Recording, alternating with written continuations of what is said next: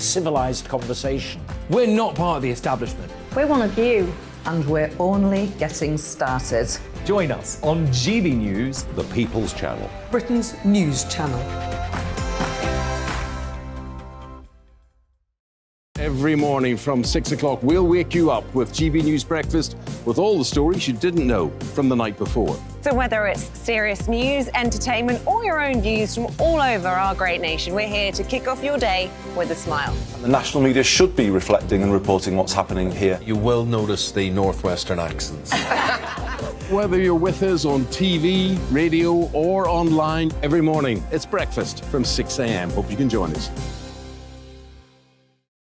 Join us for Ministry of Offence, the comedy panel show that's just like the news, in that the left fights the right and it doesn't really seem to matter who wins. We cover the big stories. It was in fact a troop of baboons and not angry vegans. I like that. And the really important stories. Fat naked cow gets stuck in swimming pool. It's a headline in a lot of local newspapers. Yeah. We're on the same team, Nick. Yeah, but I'm just helping you. Join us for Ministry of Offence, Saturday nights, 8 o'clock on GB News. I'm Dan Wootton. Join me Monday to Thursday from 9 to 11 for the feistiest and most fun news debate on TV, where free speech reigns. I'll bring you a sharp take on the day's biggest stories, bombshell newsmaker interviews, and A-list guests. And I guarantee you, no spin, no bias, no censorship, and no reason to go to bed. That's Dan Wootton tonight, Monday to Thursdays from 9 on GB News.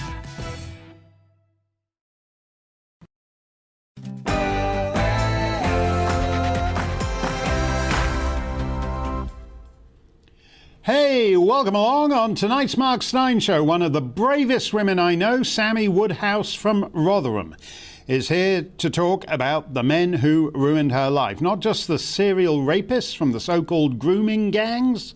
I'm tiring of that awful, useless, evasive phrase. Not just those grooming gang guys, but also the useless South Yorkshire constabulary who year in, year out said, "Nya, nya, nya, can't hear you."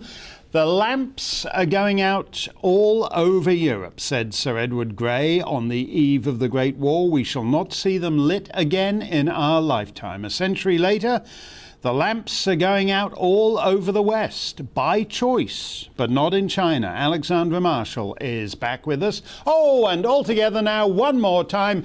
Jabber, jabber, jabber, jabber, jabber, jabber, jabber, said the monkey to the chimp. Go. Dabba dabba dabba dabba dabba dabba dabba, said the chimpy to the monk. Dabba dabba dabba dabba dabba dabba dabba, said the monkey to the chimp.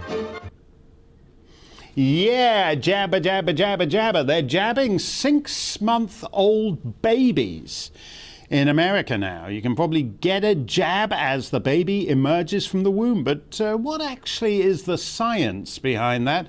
Our stat man, Jamie Jenkins, has his thoughts on the state of the COVID. And we'll meet another victim of the biggest public policy disaster in our lifetimes. That's Virginia Lamb. And we have some actual good news about another guest on this show whose plight has finally been recognised by the government of the United Kingdom. Plus, the most vital part of the show, all the more important when we live in the constant swirl of a blizzard of lies, your comments and questions. Go on, give it your best. Be as personally vicious about my Poundland hairpiece as you wish, but do send them along. Email me, gbviews@gbnews.uk, Twitter me @gbnews. But first, as ever, the latest headlines with Tamsin Roberts.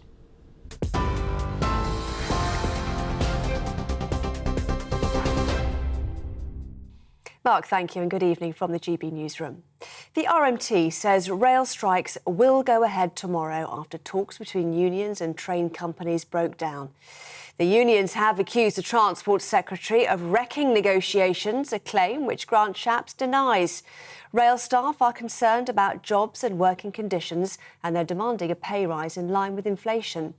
Only 60% of services have been running today, despite there being no official strike. The Labour leader has gone head-to-head with the Prime Minister as voters prepare to go to the polls for two crucial by-elections. Sir Keir Starmer has accused Boris Johnson of failing to prevent this week's national rail strikes by refusing to meet with unions and operators. But Mr Johnson says the Labour leader is in the pocket of the unions. He strikes as he knows it is up to the railway companies to negotiate. That is their job. We know why he takes the line he does. We know why he won't condemn the strikes. We know why even now he hasn't got the gumption to call out his MPs who are going out to support the pickets, Mr. Speaker. The reason his authority is on the line in this matter is that they take £10 million from the unions, Mr. Speaker.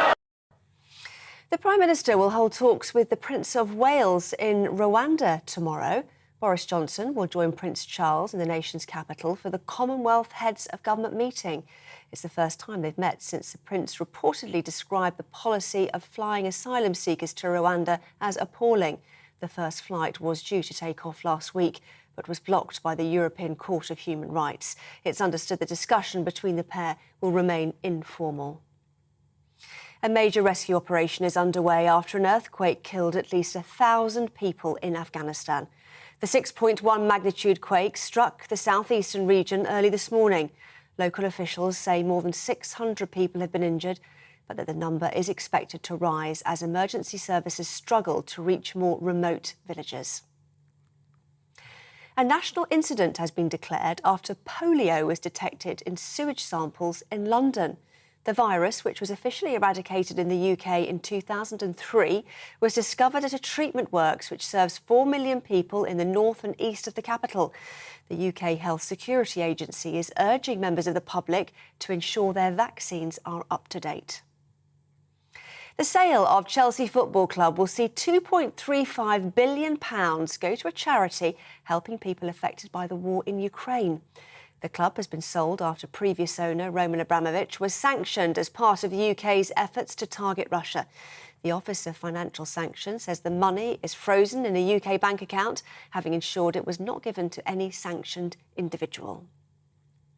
TV, online and DAB+ radio, this is GB News. Now it's back to Mark.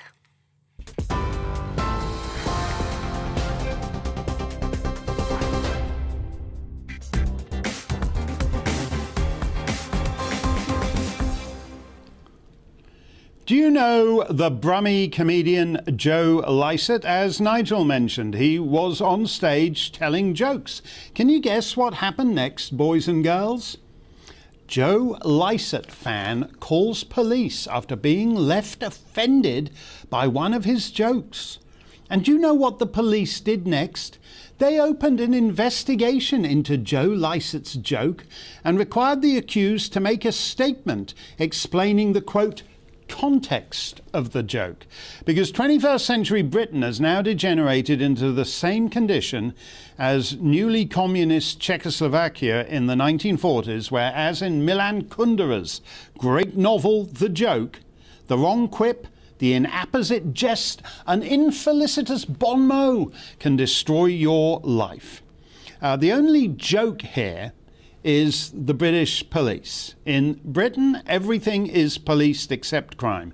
According to the latest statistics, only 6% of crimes even result in a summons or a charge, just a court appearance, never mind a conviction. So crime does pay very, very handsomely for 94% of perpetrators. But don't worry, the coppers get handsome salaries to drive around in rainbow-coloured cars to chastise you for misgendering someone on Twitter. It would make a barely statistically detectable difference if the entire British constabulary were laid off immediately, and it would at least ensure that the great legacy of Sir Robert Peel is not betrayed every minute of every hour of every day by his utterly disgraceful successors. Yesterday, we reported the story of Sophie, a 12-year-old girl who was raped by at least 8 different quote-unquote Asian men in one day because of the callous indifference of the desk officer at Oldham Police Station. 2 of those rapists picked her up in the lobby of Oldham Police Station itself, the place where you go to seek sanctuary. To go for protection turns out to be merely the marketplace where the rapists pick out their next piece of meat. 2 of those 8 men, Sarwar Ali and Shakil Chowdhury, that's Mr. Chowdhury there, are now in jail. The other 6 rapists are still at large. Well, another day, another town, another, quote, damning report, 200-page damning report. Oh, there's no reports that aren't damning now. That's what they call them. The British Board of Media Clichés had a big meeting and decided that all these reports are damning. The report on Oldham is damning. Quote, damning report into child sexual exploitation in Oldham. And here we are, a mere 24 hours later, and the report on Rotherham is equally damning. Quote, Rotherham police dismissed child sex abuse as typical teen behaviour. Damning report finds. As the years go by, you can't help noticing that for all the damning reports, nobody gets damned. For all the failures in Rotherham, and by failures I mean gang rape night after night after night by gangs of, quote, Asian men, that's to say men originating somewhere in the vast Asian landmass, somewhere between Armenia and the Philippines, somewhere in the exotic mists that produced Fu Manchu and Gunga Din and the Kardashian family. Because the precision of the term Asian men is really useful. Don't try to narrow it down to Pakistan or Muslim, because Asia contains 60% of the world's population. And that's as precise as the crackerjack British media are going to get. Rape, rape, rape, night after night, year after year, and not a single policeman in Rotherham has lost his job. All the ones who failed my next guest are either still there or enjoying retirement on a full pension. But don't worry, we've got another damning report. Super, super damning.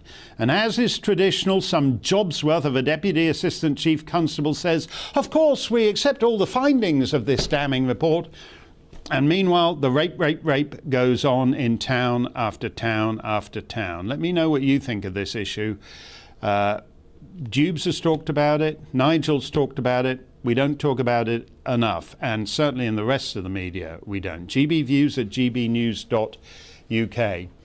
I first met Sammy Woodhouse 6 years ago. She's one of the bravest women I've ever known. You can read more about Sammy in her gripping, compelling book, Just a Child. And that's true, she was just a child.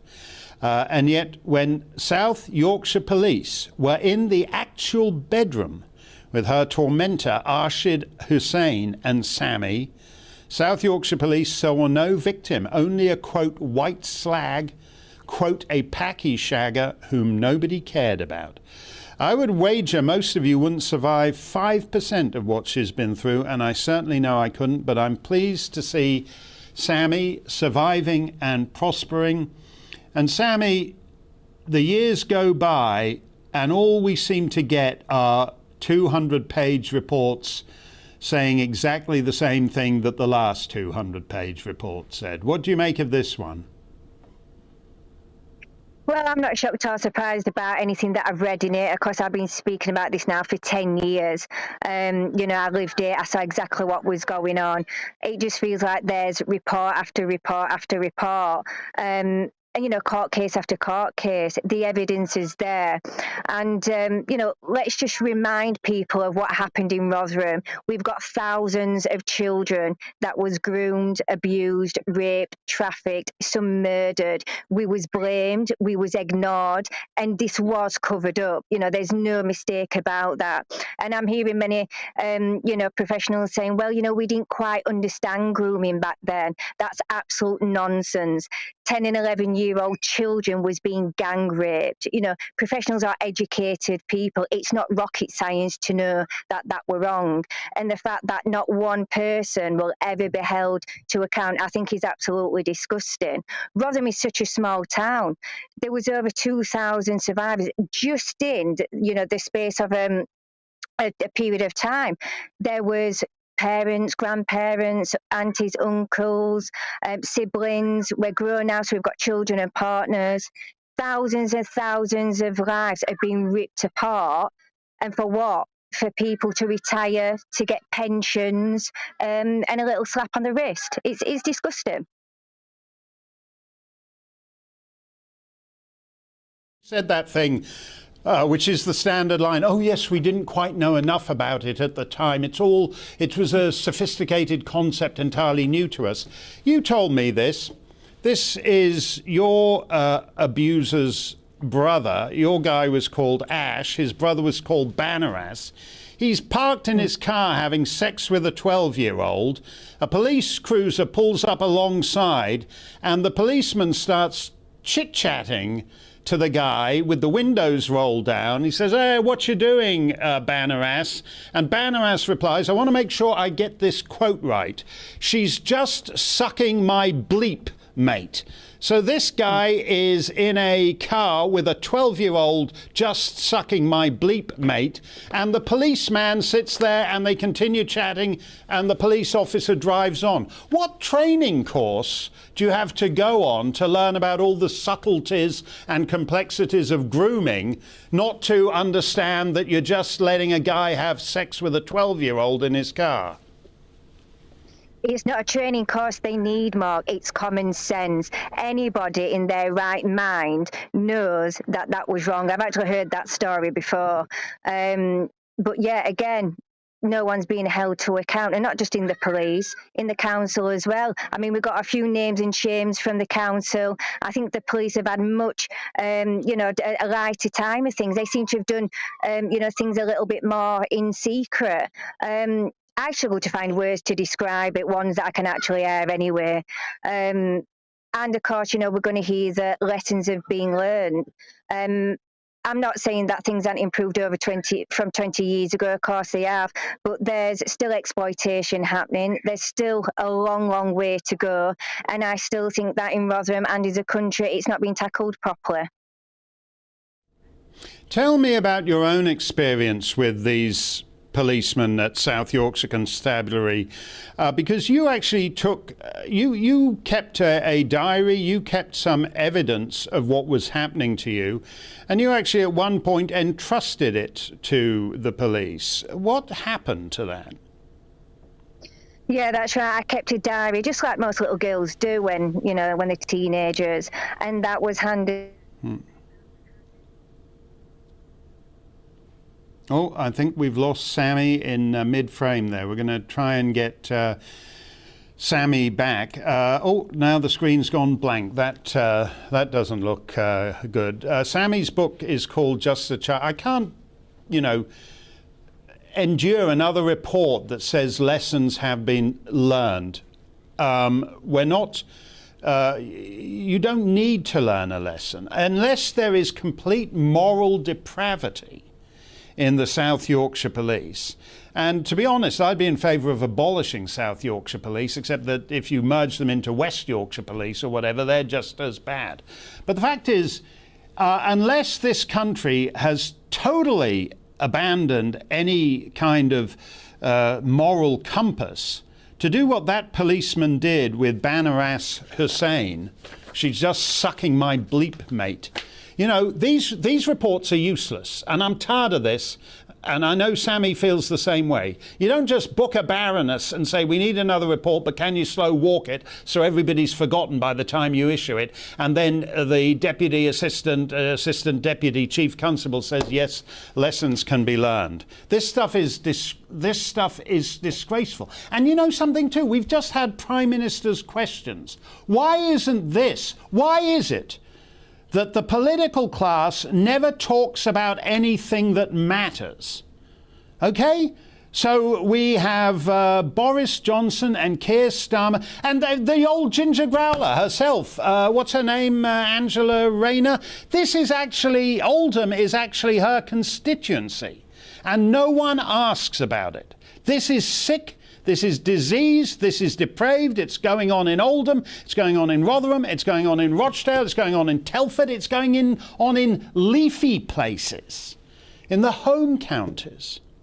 I'm sorry we couldn't get Sammy back, where we really should do a big special with Sammy. I may have to jet into Rotherham and do it on the ground there. Your reaction coming up next. GB Views at gbnews.com. Plus, we have a little bit more good news from one of our vaccine victims whom we've been reporting on. And Joe Biden has moved on to announce the next pandemic. It's coming any day now. Isn't that exciting? Stick around. We'll be right back.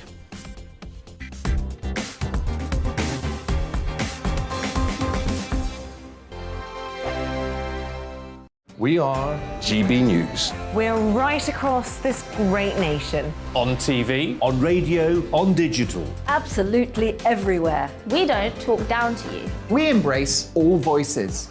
With honest and civilised conversation. We're not part of the establishment. We're one of you. And we're only getting started. Join us on GB News, the People's Channel. Britain's news channel. Every morning from 6 o'clock, we'll wake you up with GB News Breakfast with all the stories you didn't know from the night before. So whether it's serious news, entertainment, or your own views from all over our great nation, we're here to kick off your day with a smile. And the national media should be reflecting and reporting what's happening here. You will notice the northwestern accents. Whether you're with us on TV, radio, or online, every morning, it's breakfast from 6 a.m. Hope you can join us. Join us for Ministry of Offence, the comedy panel show that's just like the news, in that the left fights the right and it doesn't really seem to matter who wins. We cover the big stories. It was in fact a troop of baboons and not angry vegans. I like that. And the really important stories. Fat naked cow gets stuck in swimming pool. It's a headline in a lot of local newspapers. Yeah. We're on the same team, Nick. Yeah, but I'm just helping you. Join us for Ministry of Offence, Saturday nights, 8 o'clock on GB News. I'm Dan Wootton. Join me Monday to Thursday from 9 to 11 for the feistiest and most fun news debate on TV, where free speech reigns. I'll bring you a sharp take on the day's biggest stories, bombshell newsmaker interviews, and A-list guests. And I guarantee you, no spin, no bias, no censorship, and no reason to go to bed. That's Dan Wootton tonight, Monday to Thursdays from 9 on GB News.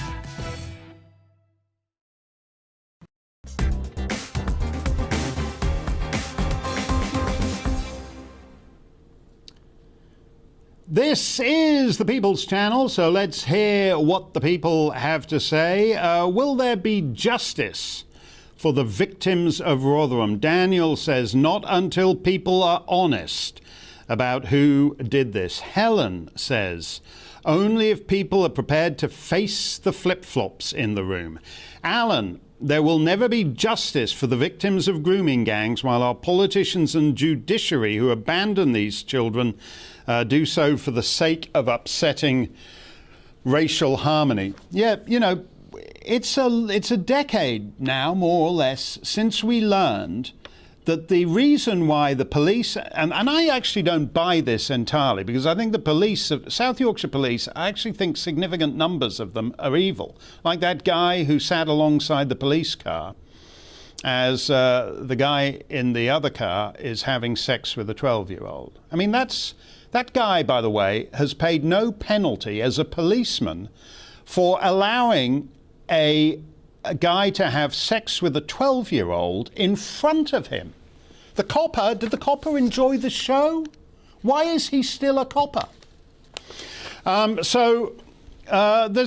don't entirely buy the official explanation that none of them wanted to touch this because of the racial sensitivity about it. Because these guys are totally desensitized. If you're sitting there watching Banaras Hussein have sex with a 12-year-old girl, you are pretty desensitized. So why not go ahead and just fill out a report at the cop shop? By the way, this report is so out of date. What is the name of this? It's the Independent Police Cover-Up Association. What's it called? The Independent. Here we go. The Independent Police Cover-Up Association. Is that what it's called? No. Oh no. The Independent Office for Police Conduct. I think I was right the first time. It's complete rubbish. Everything in there is out of date. They talk about 1,400 girls who were abused. I was given that number, 1,400. 8 years ago. And then when I was with Sammy in Rotherham in 2016, Sammy's friend told me it was still going on, and she told me the shopping centre where I could still watch men from the Pakistani community picking up children and taken them away in the car. And so after I'd seen Sammy and a friend, I went to that shopping centre and I waited maybe 10, 12 minutes and was just thinking, I should pack it in. Oh, and then I saw the circling cars. And 20 minutes later, the circling cars with a nice little girl sitting in the passenger seat. Absolutely disgraceful that it's still going on. Ladies and gentlemen, the leader of the free world.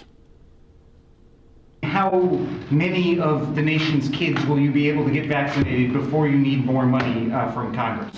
Well, we'll get through at least this year. We do need more money, but we don't just need more money for vaccines for children eventually. We need more money to plan for the second pandemic. There's going to be another pandemic. We have to think ahead, and that's not something that lasts. Very true. The monkeypox is just monkeying around and not really doing it for the pandemic panic porn guys. But good news from North London and East London. How about this? Polio is back.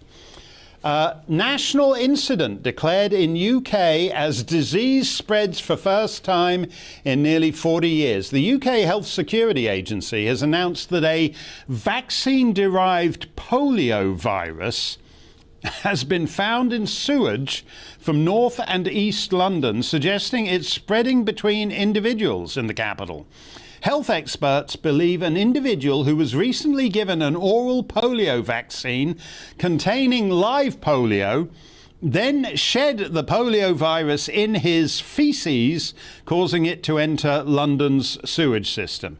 So we're going to need a new vaccine to protect us from the polio vaccine. Fortunately, AstraZeneca is one they made earlier. The world is mad and we're all going to die. Thank you and good night. Fortunately, we have some good news. On Monday, we revealed that our dear friend Vicky Spitt, who lost the love of her life, Xeon, to the COVID vaccine, will be the first person to receive compensation from the government. It's the fairly derisory amount of 120,000 quid, but it is the first recognition from HMG that the vaccines kill people. And that means the half-wit trolls on social media who insult Vicky in her grief have to deal with the fact that death by vaccine is now official. So they have to believe it, because they believe everything that the officials say. That's why even the deadbeats at the BBC have begun acknowledging vaccine deaths. As I said yesterday, go on Question Time, go on Today programme, have Vicky on the show. It's not gonna hurt you. It might liven some of that deadbeat programming up a bit. No word on whether the Butch boys at, what's that station called? Talk Radio? It's Rupert Murdoch's station. Is it Talk Radio? I just saw that Rupert is divorcing Jerry Fox. There's no word on who gets custody of Piers Morgan. I don't think either of them want him. Anyway, Talk Radio, those big Butch guys over at Rupert's radio station, they dismissed vaccine victims as yesterday's news. Well, they're not. There's more and more of them every day. And we now have more good news for another friend of this show, Joe Ward. Here is Joe, who lost his dad to the vaccine, talking to me just a couple of days ago. Stuck between a rock and a hard place because you applied for the VDPS. It's not working. You can't go to court for the litigation route because we're not allowed. So where does that leave the injured people? Well, the Vaccine Damage Payment Scheme has now very belatedly cranked into action. He's now heard from the government that, like Vicky, his family will be compensated. Same amount, 120 grand. I don't believe the legal indemnities given by the government to the manufacturers of these vaccines will ultimately withstand judicial scrutiny. And I don't believe the government's actions, texting people into their telephones, pressurising people to get the shot, another shot, the booster, another booster, will withstand scrutiny either, not when the information about the adverse effects was already out there. So congratulations, Joe. But we're going to stay on this because it's a huge national and international scandal, the biggest public health scandal in decades. My next guest is Virginia Lamb, who happens to have received the same AstraZeneca batch number as previous GB News guests, Jules Sirkin and Howard Griffiths, both chronically afflicted by the vaccine. Virginia has been diagnosed with Guillain-Barré syndrome as a direct result of the AstraZeneca vaccine. As always, we've asked AstraZeneca for a response, and as always, we've just heard crickets chirping. Not a peep from them as usual. They're too busy polishing their knighthoods, which they should never have got. They've got loads of dosh to send fancy pants legal teams to every coroner's inquest to keep an eye on things, but not a word to say to any of their victims. Virginia, you went ahead and you just had these shots as usual, as everybody does. When did you know something was wrong?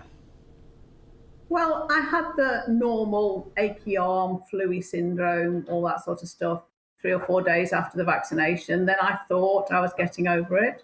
And then it would be about 2 weeks after the vaccination that I started getting really weird symptoms. So I got numbness all over, and then pins and needles starting in my feet and hands and spreading inwards. And then very quickly I went completely off my legs and I couldn't walk at all. You couldn't walk at all, and at that point, presumably, you needed to find some doctor, some hospital to tell you what the hell was going on. Yeah, I'd been to the hospital once already and been sent away. So the second time I went back, they did actually admit me and start doing some tests. But it progressed very quickly. So they admitted me on a Sunday in a wheelchair. And by the Thursday, I was in intensive care because they thought the paralysis might spread further and I might not be able to breathe for myself. And when did they tell you that it was Guillain-Barré syndrome? When I was in intensive care and they were still doing tests, I have quite a lot of medical knowledge because I'm a vet. So I'd actually questioned this as a possible diagnosis from the start. And it reached a stage where we appeared to be watching me getting worse and worse and worse and talking about doing more tests and actually not doing any treatment. At which point I asked, was there any danger in treating me before we'd got a diagnosis, in the hope that it might actually stop me from getting any worse. So they did treat me before they'd got the diagnosis. So thankfully, I never stopped breathing and I didn't need ventilating.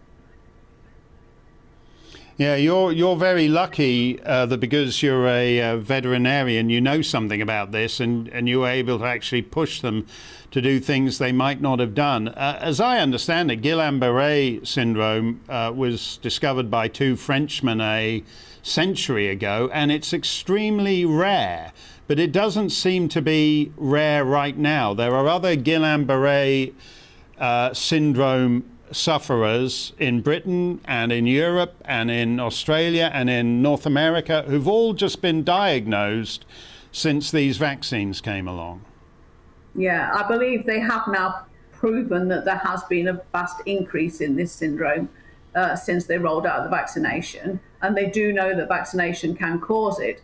And one of the most aggravating things that I was blissfully unaware of for the months and months I was in hospital was that there were these other people locally in the same hospital ward as me. But of course, no one can talk about it for patient confidentiality purposes. And because of COVID, nobody's allowed to visit and patients aren't allowed to mix. So you don't talk to anybody, so you don't find out these things. So actually, I wasn't completely on my own, and I didn't realise how many more people there were and how many more people had actually had the same batch as me until very recently. So just to be clear on that, because that does seem to me that I understand patient confidentiality, but it used to be quite common for doctors and nurses to say whatever it was you had, they'd say, oh, there's a lot of that going around. So you had to find out for yourself that in fact these doctors who don't see Guillain-Barré syndrome from one half decade to the next knew there were other sufferers with that syndrome in the self-same hospital. Yeah, I mean, they never told me about anybody, but by coincidence, small world and all that, my daughter was talking to one of her friends and said, my mother's in hospital, she's completely paralysed. They say she's got Guillain-Barré syndrome. She's in a ward in Preston. And this friend she was talking to said, that's really weird. My friend's in there as well, and he's been told he got the same thing, and his was from the vaccine too. And it was only because then I said, right, okay, I know this person is here. I know this is their name. Is there any chance I can get to speak to them? And in the end, they did allow me into an outside garden to talk to this chap. That's actually amazing to me. I mean, do you think there is... I've heard from other people who've had adverse effects from the vaccine, and they've said that they meet resistance from the NHS in that doctors are very reluctant to admit that your condition has been caused by the vaccine. In this case, doctors seem to be seeing a lot more cases than usual. I mean, why aren't local papers in Lancashire and local radio stations covering, for example, the sudden surge in Guillain-Barré cases in Lancashire? There seems to be a kind of institutional resistance to speaking honestly about this. Yeah, I mean, I would agree that there is. And I think because we didn't know about each other, because we weren't allowed to mix because of COVID, so we didn't know. So we just genuinely believed we were at the 1 in a million really unlucky people until all this came to light. Yeah, it's amazing to me. We know it's not 1 in a million because of what you just said, that there's others with this same thing in the self-same hospital. Are you encouraged by the fact that Vicky Spitt and Joe Ward have now been told that they will receive the vaccine payments, the vaccine damage payments from the government? Do you think you'll be getting a call soon? I really don't know. I mean, it's a long time since I applied for it. I have had a phone call from them. I've had a letter to say they were moving between quangos, and then a phone call from them to say that they can't get my medical records because the doctors say I don't exist, which is rubbish because on my medical records, I can see that my doctors have replied to the request for information. But I am fascinated by how they're going to assess the degree by which it's affected your life, because you have to prove apparently that you're 60% disabled. How does somebody assess that? Because I've got 2 arms and I've got 2 legs, and they both work to a small degree, but it's ruined my life. I can't do any of the things I used to be able to do. No, it's quite... I'm absolutely staggered by what you just said, Virginia. They're moving between quangos. They should put that line on the epitaph of the British Isles over this fiasco. We thank you for joining us. They're moving between quangos. I can't get over that. I think I might write a song with that title, or maybe a whole opera. Thank you very much, Virginia, and we hope you get the same call Joe and Vicky got. But it doesn't stop there. So-called experts around the Western world have done appalling things to their citizens, and there needs to be an accounting, because they're not done jabbing us. Sajid Javid, Her Majesty's Principal Secretary of State for Jabs, says more jabs means more jobs. NHS patients will benefit from the next generation of vaccines. Oh, so if you've enjoyed the current generation of vaccines, wait till the next generation. Thanks to a new deal with Moderna, a state-of-the-art mRNA manufacturing and global R&D center will be built in the United Kingdom to tackle future threats, boost the economy, and create jobs. Yeah. Lots more jobs for undertakers and Zimmer frame manufacturers. Meanwhile, Joe Biden is jabbing 6-month-old babies, and they're loving it.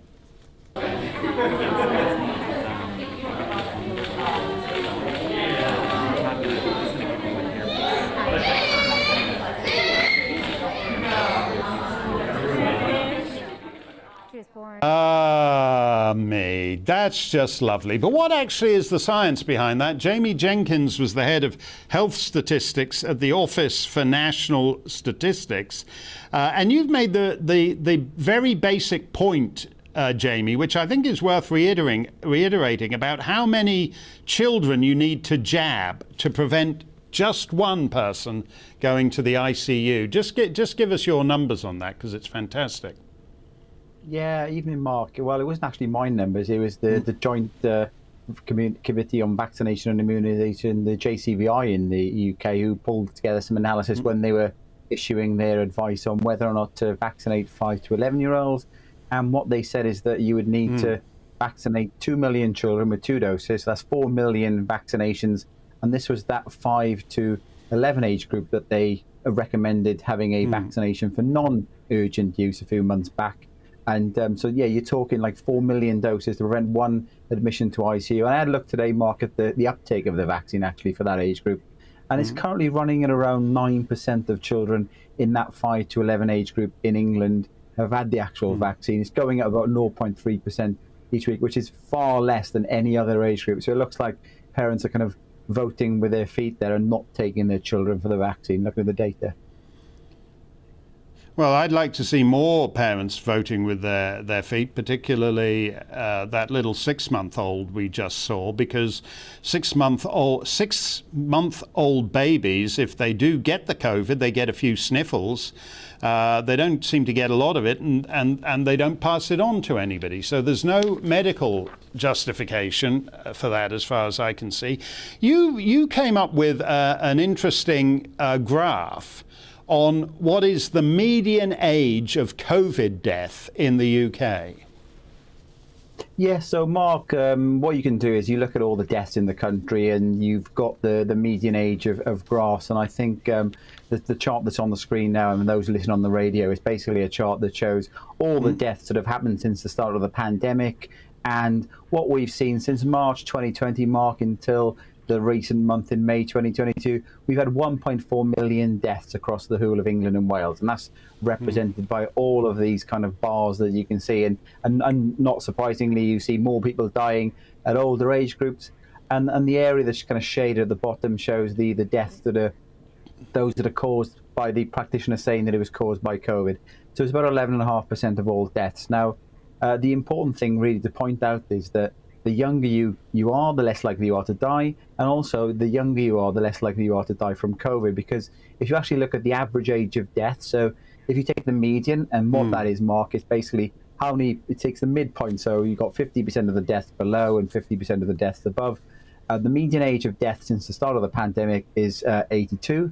But in recent months, it's interesting actually, Mark, because the average age of COVID deaths has actually gone up. So whilst at this point in time where they're starting to push vaccination for children, we're actually seeing the average age of COVID deaths. It's gone from 82 up to 85 and 86 in the last 3 or 4 months across England and Wales. So, this is still a disease, even now, Mark, that is very deadly for the elderly, but not so much for younger people.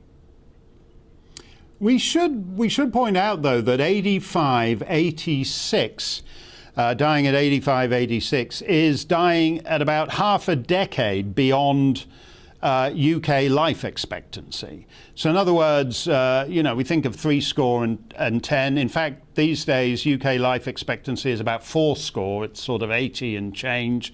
And the median age of COVID death is 85-86. So it is slightly bizarre that we are now seeing things like children being jabbed at 6 months to prevent somebody dying at 85-86. That doesn't seem a terribly good cost-benefit analysis.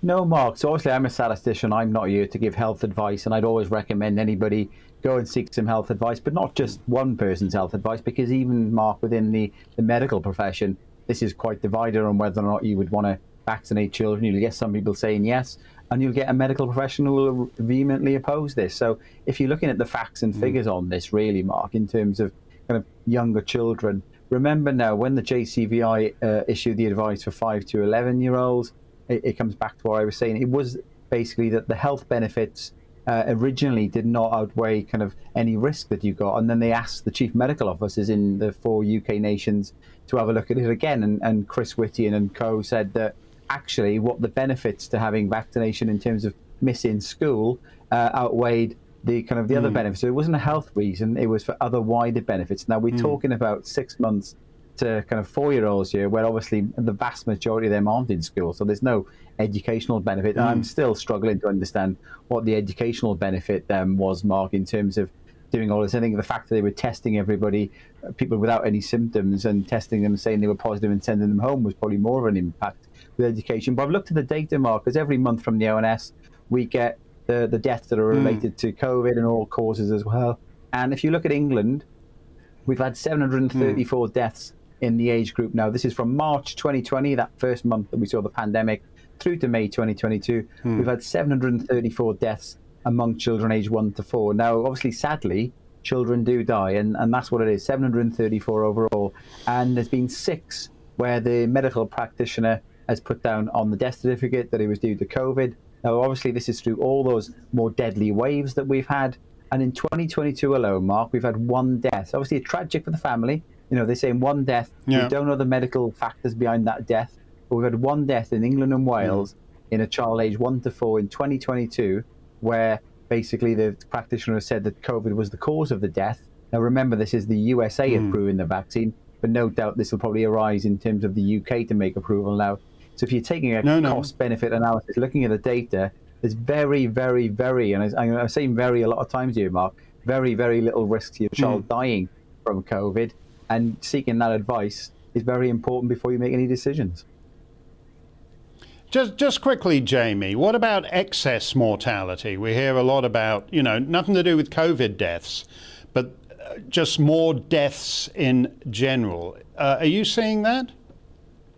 So if you look at the overall through the pandemic, obviously, Mark, during those big waves, we did see excess deaths, but we've probably talked about that many times in the past. Let's look at what's going on at the moment. So in May, Mark, in England, we had 6,000 deaths above average.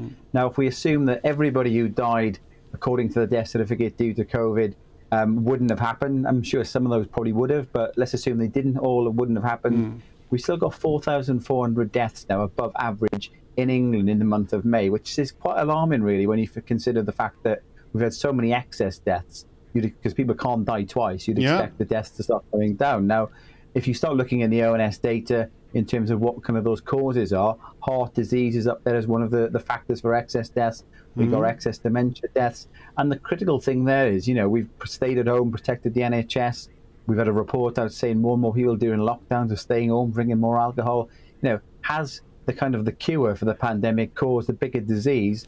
And we're going to start seeing all these excess deaths for non-COVID reasons coming through in the data, not just in May, but in the months to come as well. Okay, we're going to stay on top of that one. Thank you very much, Jamie. Stump the Steyn is looming. GB Views at GBNews.uk, and the indispensable Alexandra Marshall coming right up. Don't go anywhere.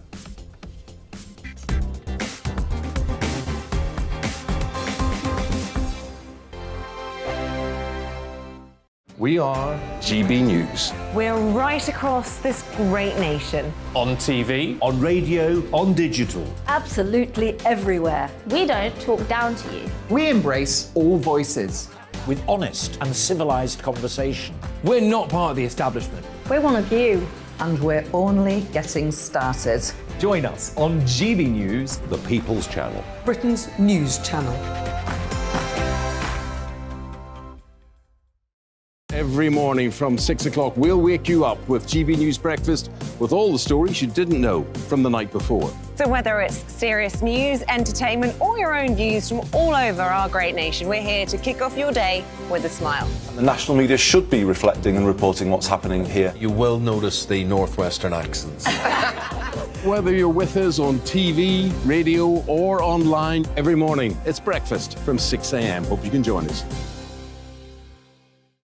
Join us for Ministry of Offence, the comedy panel show that's just like the news, in that the left fights the right and it doesn't really seem to matter who wins. We cover the big stories. It was in fact a troop of baboons and not angry vegans. I like that. And the really important stories. Fat naked cow gets stuck in swimming pool. It's a headline in a lot of local newspapers. Yeah. We're on the same team, Nick. Yeah, but I'm just helping you. Join us for Ministry of Offence, Saturday nights, 8 o'clock on GB News.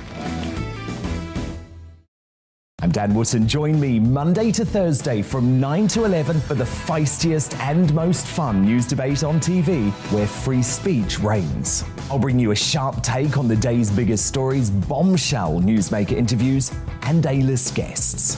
And I guarantee you, no spin, no bias, no censorship, and no reason to go to bed. That's Dan Wootton Tonight, Monday to Thursdays from 9 on GB News.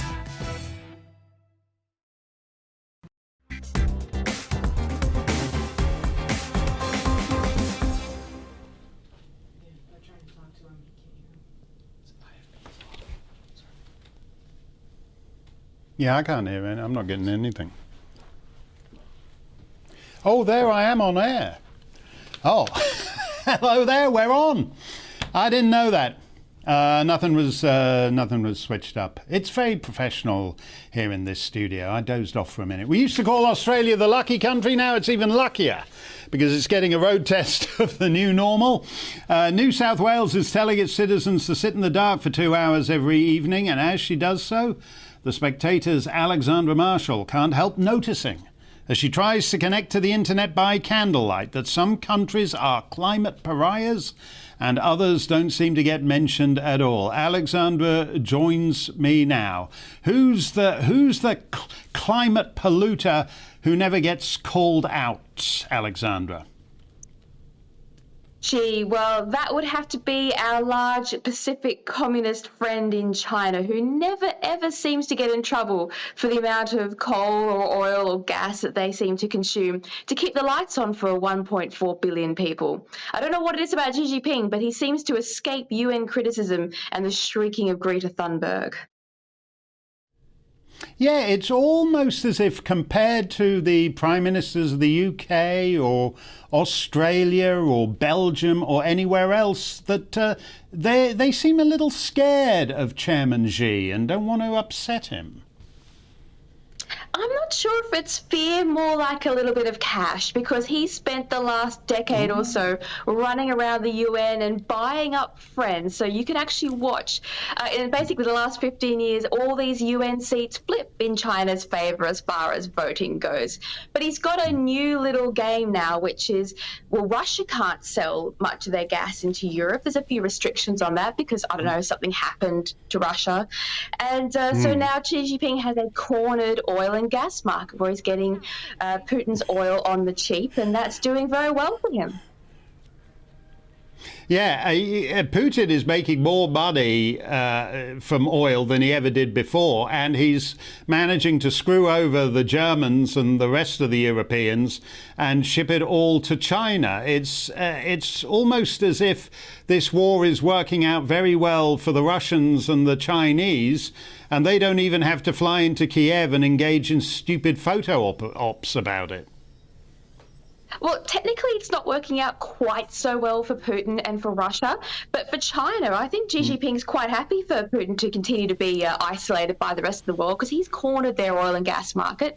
Russia is now basically stuck selling oil to either China, India or Turkey, really. That's about it. And so Xi Jinping's not in any rush to help Putin get out of this little mess that he's made. I'm sure he'll sit there for as long as it takes to just stock up on all these terrible fossil fuels that the UN is supposedly not a fan of. As you say, a lot of fellas in the West are getting money from China. We know a lot about the Joe Biden family, old Joe Biden's brother, Joe Biden's son. They're all doing deals in China and getting what they call 10% for the big guy, which is Joe Biden himself. Less well known is things like Boris Johnson's brother is working over there. But what I don't get, Alexandra, is why someone like Greta Thunberg, the little Scandinavian schoolgirl who's annoying as hell, but one assumes she's a virtuous, idealistic type of person, why doesn't she actually call out China? There are two reasons for this one, Mark. And so first of all, either she's absolutely thrilled that Xi Jinping has achieved what no one else had, and that's putting the EU on the path to energy self-sufficiency. So all this stuff has made the EU switch over to nuclear, and maybe they'll have their own energy finally. Or more likely, the last time Greta Thunberg called out China, they basically fat-shamed her, saying that she couldn't possibly be a vegetarian because she was looking a little larger than her diet would suggest. Now, she replied that she's not a vegetarian, she's a vegan. So China China got that bit wrong, okay? Their facts weren't quite on par for that. But maybe she's a little gun-shy now with criticising China. Do you know, that is fantastic. Every time I've thought of making an unpleasant, cruel crack about Greta Thunberg, I've held myself in, mustn't do that. But basically the Chinese Politburo goes where us cowardly Westerners fear to tread, and they're happy. They're happy to hoot and jeer at her for being a fake vegan. Fat-shaming a girl and a vegan nonetheless in the international press for China, no problem. I guarantee if one of these so-called right-wing channels did that, that'd be the end. It'd be a hate crime, but not for China.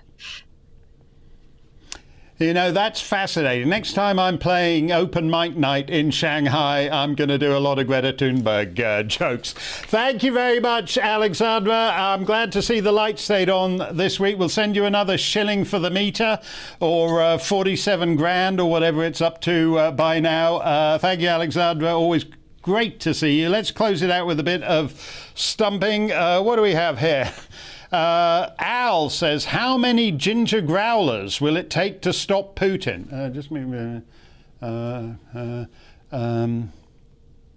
I think it's 9 ginger growlers. It's a very sophisticated operation. He's no fool. He could see off 1 ginger growler, so it's going to take 8 or 9 to stop Putin. Mark asks, what sort of masks do we need for the upcoming polio pandemic? First, Mark, it's not upcoming. It's already in the sewers of London. It's down there. It's in North and East London, so that only leaves South and West London and possibly Central London for it to infect. I love that. Polio back in London. The mask you need is the old ginger growler. Where's our ginger growler? Could you just grab our ginger growler mask? I want to make sure we do this properly. The mask you need for the upcoming polio epidemic already in London is the old ginger growler. That's it. Dan Wootton is still gambling and frolicking among the Kiwis, so here to give it some Wednesday welly is Patrick Christys. Yes, indeed. Now, Mark, the last time I did an open mic night in Shanghai, I was banned from Shanghai. So I'm not allowed back there, but you can add that to the list. Cardiff, Leicester, Milton Keynes, but that's not even really a city in my book. But we are, of course, the People's Channel. Right, anyway, Mark, so I've got loads coming up for you tonight. We are going to be talking a lot about the fact that we're letting kids down. Adults are letting kids down. Because of the lockdown, children are going to school now, apparently unable to talk, say their own name. Some of them need physiotherapy because they can't walk around the school. What on earth is going on? But I tell you what, Mark, if you don't teach them about LGBT issues, your school gets downgraded. We're getting stuck into all of that and much, much more. Tune in, 9 to 11. I tell you what, I'm bang up for it this evening, Mark. We're going to have the lot of it, all right? Rolling, he's being too modest, folks. He killed it at the Wuhan Comedy Club. He comedy gold. Open mic night in Wuhan with Patrick Christys. Great stuff. All coming up after the weather. Stay safe, stay free. Good evening. The weather is on the change. Still plenty of very warm, hazy sunshine for many tomorrow, but an increasing chance of seeing some thunderstorms. The Met Office have issued a yellow warning for the downpours coming up from France from this weather system. There's another weather front at the other end of the UK, bringing a bit of patchy drizzle across parts of northern Scotland overnight. But for most of us, we're still under the influence of high pressure. It brought plenty of blue sky through the day and a fine, balmy evening out there. But notice to the south just the risk of these thunderstorms drifting further north, certainly the threat across the Channel Isles. There's that other weather front bringing some drizzly rain to the Northern Isles. But most of us, it's a dry night. It's a pretty warm one. Temperatures holding up in the mid-teens, certainly in many urban areas. On to the details for Thursday. Again, like today, quite cloudy at times over western Scotland, Northern Ireland, certainly the far north, continuing with a bit of patchy rain, although that should peter out. It's further south where we're keeping our eyes peeled on thunderstorms developing. They're going to be developing more widely by the afternoon across England, eastern parts of Wales as well. The heat persisting over northern England and the North Midlands could get close to 30 Celsius. Not as hot in the south, but still pretty humid, pretty sticky, and that warm, humid air combining with some moisture, triggering those thunderstorms, hence why we have that warning in place. They're going to be hit and miss. Not everywhere seeing the thunderstorms, but where they do occur could cause some disruption. Even during the night, we'll continue the risk of further thundery showers coming up from the south. Another pretty warm and humid, oppressive night as we head into Friday morning. And Friday, a greater risk of seeing more cloud across England and Wales with more showers, and certainly bands of showery rain coming in from the west that will eventually introduce cooler air across the UK as well. Temperatures certainly not as high on Friday.